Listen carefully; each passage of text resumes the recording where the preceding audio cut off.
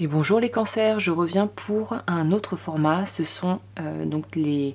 prédictions pour le mois d'avril 2024 au niveau sentimental, sur le plan de la vie sentimentale.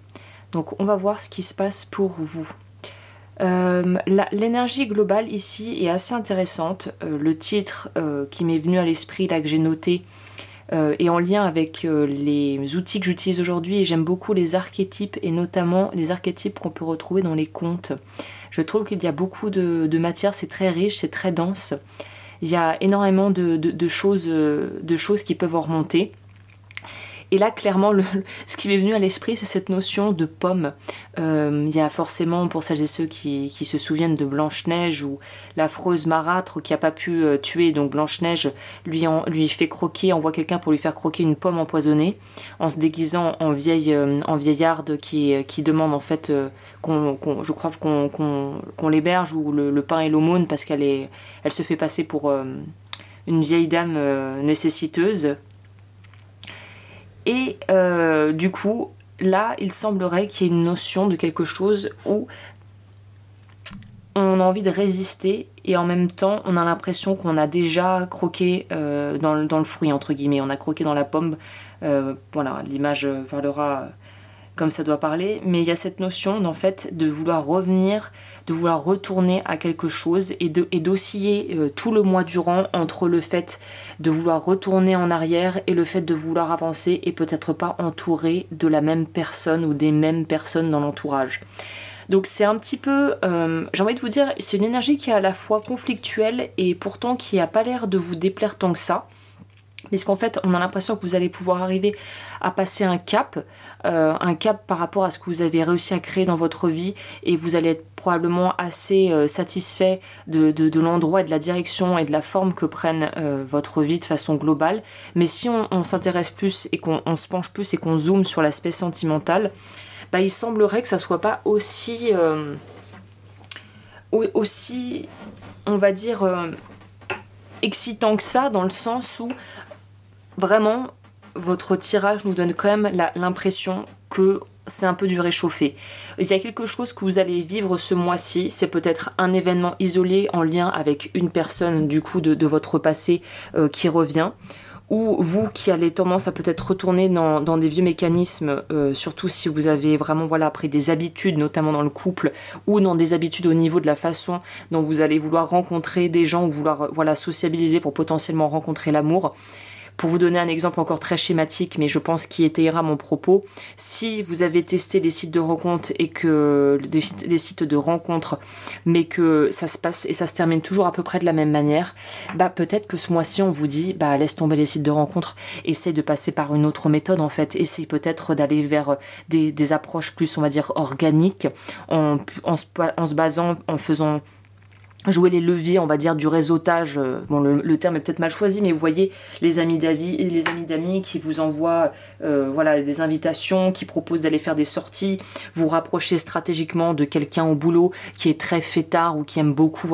organiser des excursions, des sorties, des musées, des ciné, des concerts, et en fait qui vous permettent de pouvoir rencontrer des gens, et peut-être d'autres sortes de gens, si le milieu dans lequel vous évoluez, ou que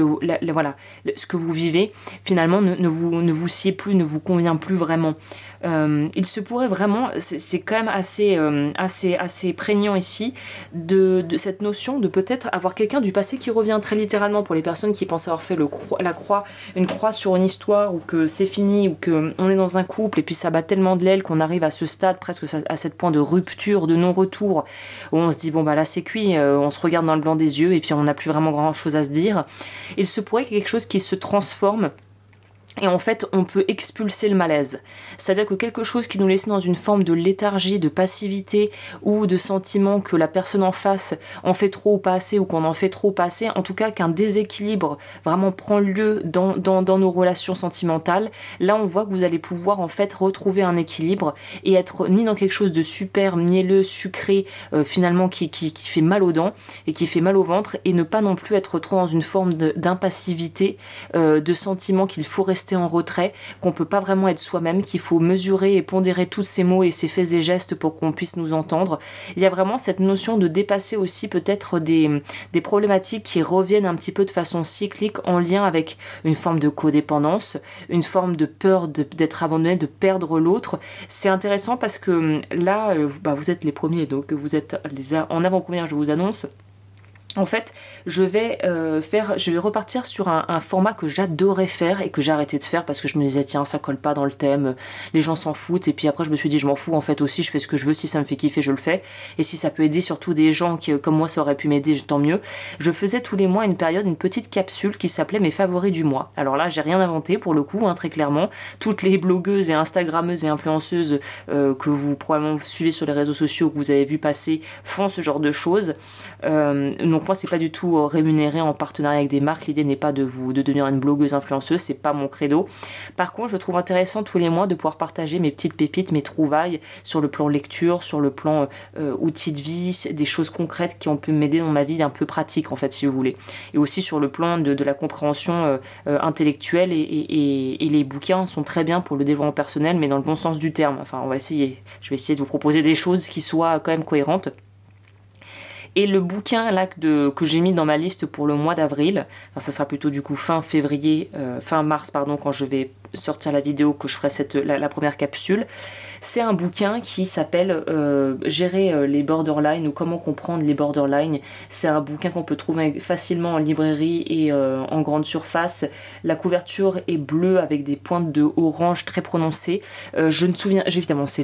serait trop facile si je me souvenais parfaitement du titre et de l'auteur. D'ailleurs je crois que ce sont 2 auteurs qui se sont mis ensemble pour faire ce bouquin. Donc voilà, si ça vous intéresse, j'en parlerai et je ferai peut-être même une petite capsule sur ça en plus d'ici la fin de ce mois, avec toutes les références que vous retrouverez en barre d'informations comme toujours. Donc là voilà, il y a une notion peut-être de vous intéresser à des choses de l'ordre de personnalité qui peut avoir des traits, des tendances peut-être un peu borderline, un peu manipulatrice, pas forcément de façon toxique, mais en fait c'est de la manipulation ordinaire qui survient souvent dans le couple. Même les enfants des fois nous manipulent, donc c'est pas quelque chose qu'il faut démoniser en soi, mais là on sent qu'il faut briser avec des vieux schémas qui se répètent et qui clairement ne vous rendent pas service, et je pense que ça vous rend pas heureux ou heureuse. Là il y a quelque chose qui doit être appelé à changer parce que ça ne vous convient plus en fait, tel que c'est posé, ça ne vous convient plus du tout, et c'est ce qui est bien dans ces cas-là, on va dire, alors c'est sûr vous allez dire oui c'est génial, merci Agnès, super, tu me vends du rêve là, mais en fait c'est de se dire que l'avantage de ce genre de situation, on a l'impression d'être un petit peu sur le grill, que en face c'est en gros il faut que soit ça change, soit on a l'impression qu'on est vraiment livré à nous-mêmes, soit ça change, soit il faut passer à autre chose et peut-être quitte à changer de partenaire pour certaines personnes dans les cas un peu extrêmes. Là on vous dit il y a peut-être la voie du milieu entre guillemets où autre chose serait possible si chacun des parties a vraiment envie d'avancer ensemble.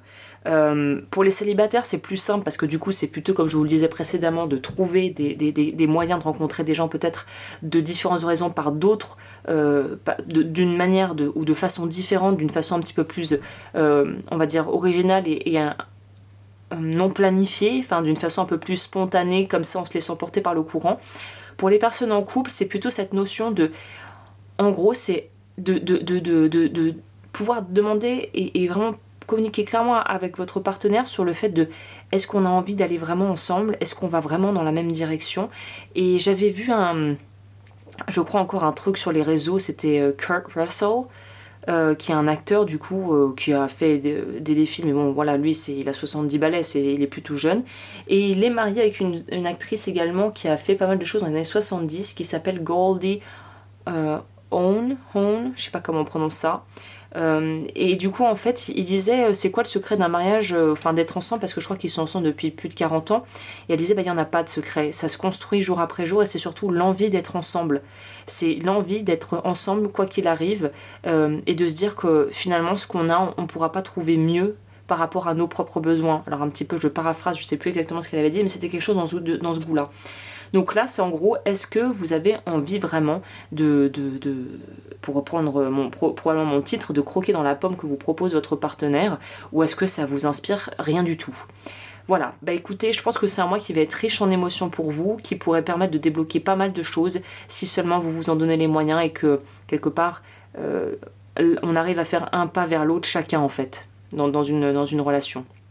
Et que pour les célibataires, on arrive à faire un pas vers quelqu'un et que cette personne fait un pas, en effet miroir, fait un pas vers nous également. Voilà, donc en gros c'est donner et recevoir, mais savoir à quelle mesure et dans quelle